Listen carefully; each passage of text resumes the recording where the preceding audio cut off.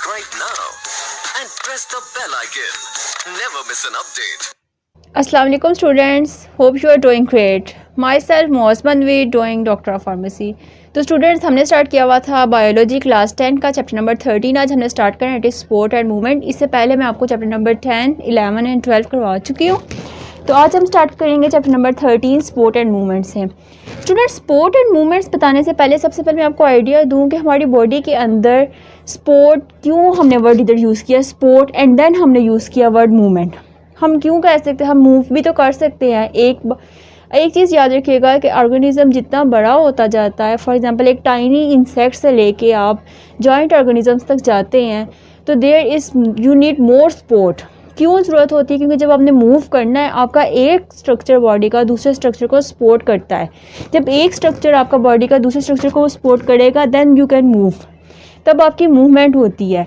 इसलिए हम कहते हैं कि हमारे ऑर्गेनिज़म्स जिस तरह जितने बड़े ऑर्गेनिज़म्स होते जाते हैं, उन्हें ज़्यादा से ज़्यादा स्ट्रक्चर चाहिए होते हैं मूव करने के लिए, उन्हें ज़्यादा से ज़्यादा सपोर्ट चाहिए होती है मूव करने के लिए।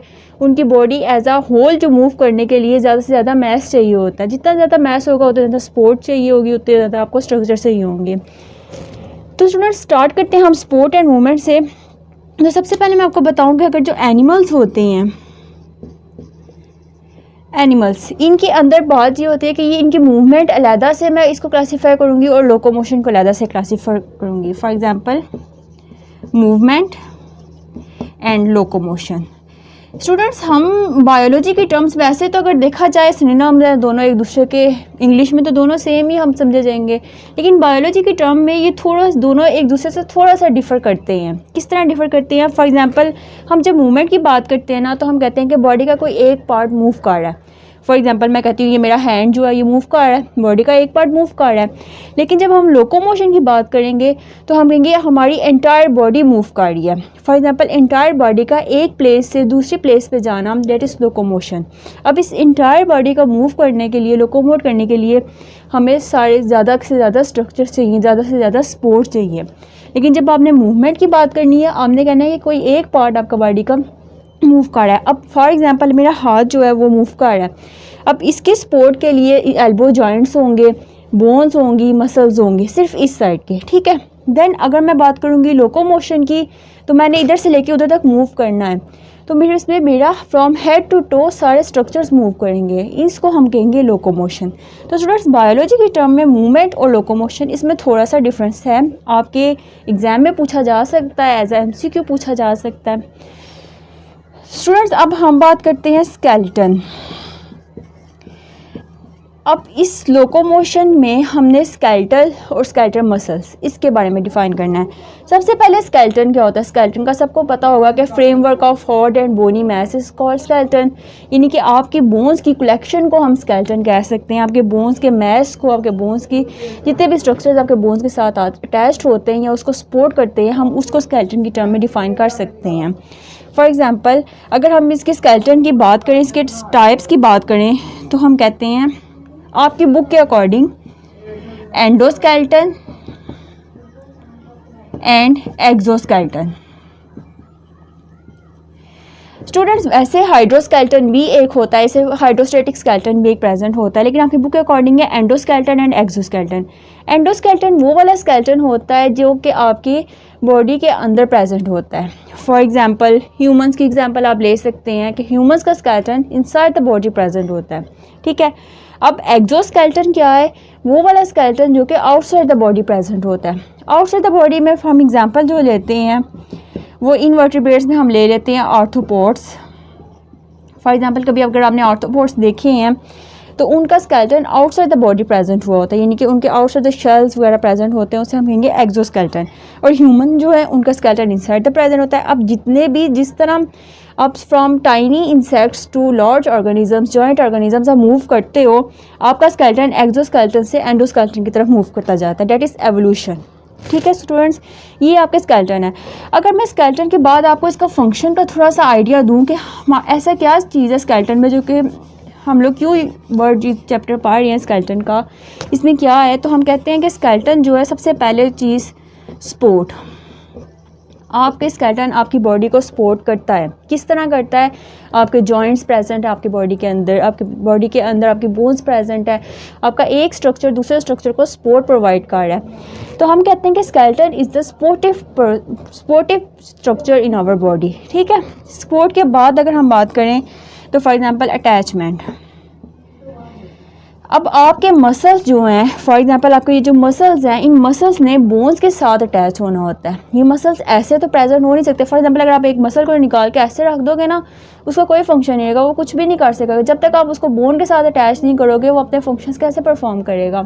तो उसके लिए इंपॉर्टेंट ये है कि एक मसल का वो आपकी स्केलेटन यानी आपके बोन्स के साथ अटैच होना बहुत इंपॉर्टेंट है। तो हम कहते हैं कि ये एज अ अटैचमेंट प्रोसीजर भी एक्ट करता है हमारी बॉडी के अंदर। देन प्रोटेक्शन, हमारा स्केलेटन हमारी बॉडी को प्रोटेक्ट करता है। अब अगर आपको मैं सिंपल अगर रिब्स की एग्जांपल देती हूँ ना, कि अगर ये इस तरह रिब्स प्रेजेंट है बॉडी के अंदर, मैंने एक सिंपल देती हूँ, एक सिंपल एग्जांपल दे रही हूँ, तो आपके रिब्स के अंदर भी आपके इंटरनल बॉडी स्ट्रक्चर्स प्रेजेंट होंगे।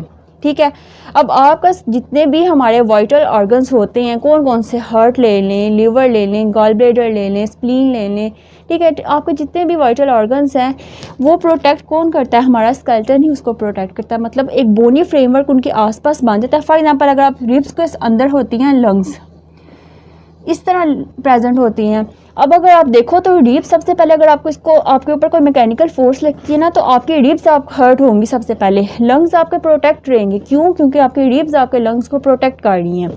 इसी तरह अंदर दरमियान में ये हमारा हार्ट प्रेजेंट है। तो हम क्या कहेंगे कि जो हमारी रिब्स है वो प्रोटेक्ट कर रही है हमारे हार्ट को भी और हमारे लंग्स को भी। तो इस वजह से हम कहते हैं कि हमारा स्केलेटन जो है वो प्रोटेक्शन प्रोवाइड करता है। देन स्टूडेंट्स, बोन सेल्स बनाना।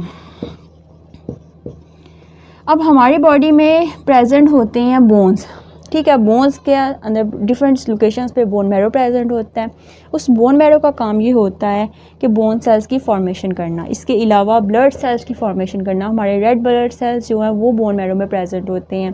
ठीक है, तो हम ये कह सकते हैं कि हमारे बोन सेल्स तो अलहदा से बनते ही बनते हैं, लेकिन हमारे अगर हम कहें ना ब्लड सेल्स की formation, that is more important, कि हमारे जो ब्लड हमें बॉडी में रिसीव होता है तो वो कहाँ से रिसीव होता है, वो बनता कैसे है, उसके अंदर कौन सा प्रोसीजर है जो इन्वॉल्व होता है। तो हम कहते हैं कि हमारा स्केलेटन जो है, यानी कि बोन्स के अंदर से बोन मैरो जो है वो हमारे ब्लड सेल की फॉर्मेशन में इंपॉर्टेंट रोल प्ले करती हैं। ठीक है, उसके बाद में थोड़ा सा प्रोसीजर के आरबीसीज जो है रेड ब्लड सेल्स वो बोन मैरो में बनते हैं। देन उनका लाइफ स्पैन होता है 120 डेज़ का, उसके बाद वो उनकी डेथ हो जाती है। इसी तरह वाइट ब्लड सेल्स हैं, इसी तरह ल्यूकोसाइट्स, हम वाइट ब्लड सेल्स को ल्यूकोसाइट्स भी कहते हैं। यानी कि हमारे जो बॉडी ब्लड सेल्स हैं वो डिफरेंट बोन मैरो में प्रोड्यूस होते हैं। देन स्टूडेंट, सपोर्ट हो गई, अटैचमेंट हो गई, उसके बाद मूवमेंट। अब ऑब्वियसली आपको भी समझ आ गई होगी कि सपोर्ट के बाद मैंने दूसरा वर्ड यूज़ किया था मूवमेंट। तो हमारी बॉडी को मूव करने के लिए स्केलेटन की ज़रूरत होती है। अगर मैं इस वक्त सिर्फ अपना हैंड मूव कर रही हूँ ना, तो इसमें स्केलेटन इन्वॉल्व है। मैं ऐसे अपना हैंड मूव नहीं कर सकती। ठीक है, तो स्केलेटन क्या है कि skeleton is a bony framework of our body. कि आप कहते हो कि इसके अंदर बोन्स ही बोन्स होती हैं। अब मैं अगर एग्जांपल दूँ ना, तो आपकी बुक के अकॉर्डिंग लिखा हुआ है 300 बोन्स, वैसे 270 कहा जाता है। लेटेस्ट रिसर्च के अकॉर्डिंग 270 बोन्स होती हैं, लेकिन आपकी बुक के अकॉर्डिंग एट बर्थ के टाइम पे 300 बोन्स जो हैं वो बॉडी के अंदर प्रेजेंट होती हैं। देन ये 300 बोन्स जो हैं वो आपस में, जब बेबी बोर्न होता है तो 300 बोन्स होती हैं, फिर ये 300 बोन्स आपस में यूनाइट हो जाती हैं, फ्यूज़ हो जाती हैं। तो जैसे जैसे टाइम गुजरता जाता है तो ये रिमेनिंग 206 बोन्स रह जाती हैं बॉडी के अंदर। ठीक है, तो स्टूडेंट्स ये था हमारा इस चैप्टर का इंट्रोडक्शन। अब हम स्टार्ट करेंगे कार्टिलेज, बोन, इसके अलावा जॉइंट्स एक्स्ट्रा, ये सब कुछ हम बड़े बड़े टॉपिक जो है वो पढ़ते हैं। स्टूडेंट्स अब हम स्टार्ट करते हैं कार्टिलेज से। स्टूडेंट्स ये आपका लॉन्ग क्वेश्चन की फॉर्म में आ सकता है कि व्हाट इज़ कार्टिलेज या right a note about cartilage. तो इसमें आपको मैं थोड़ा सा जिस तरह बता रही हूँ, अगर आप इस तरह लिख दो कि डेट्स ओके। तो कार्टिलेज स्टार्ट करने से पहले मैं आपको अगर इसकी मॉर्फोलॉजी के बारे में बताऊँ, देखते हैं कि ये कार्टिलेज देखता कैसे किस तरह नज़र आता है। तो ये इस तरह इसकी स्लाइड, अगर आप इसको माइक्रोस्कोप में ऑब्जर्व करते हो तो आपको इस तरह ये नज़र आएगा। तो इसकी अगर हम बात करें तो हम कहते हैं कि व्हाट इज़ कार्टिलेज। इसकी डेफिनेशन की अगर आप बात करो कि व्हाट कार्टिलेज क्या है, तो हम कहेंगे कि dense, clear, blue white connective tissue. ठीक है, अब इसका क्या मतलब है dense clear blue white connective tissue? इसका मतलब है कि अगर आप इसको स्लाइड के अंदर ऑब्जर्व करते हो तो आपको इसके अंदर कनेक्टिव टिश्यूज़ नज़र आएंगे कि कौन से, लेकिन ये वाले कनेक्टिव टिश्यूज सॉफ्ट होते हैं जो कि कार्टिलेज में प्रेजेंट होते हैं। जो बोन में कनेक्टिव टिश्यू प्रेजेंट होते हैं वो हार्ड होते हैं, लेकिन कार्टिलेज जो होता है इसके कनेक्टिव टिश्यू जो है वो सॉफ्ट होते हैं। और ये उनकी कलर है कि आपको ब्लू वाइट किस्म के अगर आप माइक्रोस्कोप में ऑब्जर्व करते हो तो वो नज़र आ जाते हैं। देन स्टूडेंट्स, अगर हम इसके सेल्स की बात करें कि जो कार्टिलेज के सेल्स होते हैं उन्हें हम कहते हैं कॉन्ड्रोसाइट्स। ठीक है, ये स्पेलिंग है कॉन्ड्रोसाइट्स। ये कार्टिलेज के सेल्स जो होते हैं उन्हें हम कॉन्ड्रोसाइट्स कहते हैं। ये प्रेजेंट है कार्टिलेज के सेल्स। अब एक चीज़ है इसमें टर्म है लैक्यूना। लैक्यूना जो होता है the space in the cartilage, the space where the cartilage cells are present is called lacuna in the matrix. ये अब हमारा ये जो आपको नज़र आ रहा है ना, ये सारा मैट्रिक्स है, ये मैट्रिक्स ऑफ कार्टिलेज है। और मैट्रिक्स जो है वो कोलेजन फाइबर से मिलकर बना होता है। ठीक है, इसके अंदर जो फाइबर्स होती हैं उनका नाम है कोलेजन फाइबर्स, इनसे मैट्रिक्स मिलके बना होता है। और जो वो स्पेस या वो जगह या वो पॉइंट जहाँ कार्टिलेज के सेल्स यानी कॉन्ड्रोसाइट्स प्रेजेंट होते हैं उसे हम कहते हैं लैक्यूना, उसे हम लैक्यूना भी कहते हैं। ठीक है, तो स्टूडेंट्स ये लैक्यूना हो गया, ये इसकी थी मॉर्फोलॉजी। देन अगर मैं आपको बताऊँ इसका फंक्शन के बारे में कि कार्टिलेज का फंक्शन क्या क्या है। फंक्शन कार्टिलेज का सबसे पहली चीज़ जो कार्टिलेज का फंक्शन है वो ये है कि ये कवर करता है एंड ऑफ लार्ज बोन्स, मतलब आपके जितनी भी लॉन्ग बोन्स हैं उनके एंड को जो है वो कवर करेगा। फॉर एग्जांपल कि लॉन्ग बोन्स कौन सी होती हैं, अब हमारे आर्म्स की बोन्स लॉन्ग होती हैं।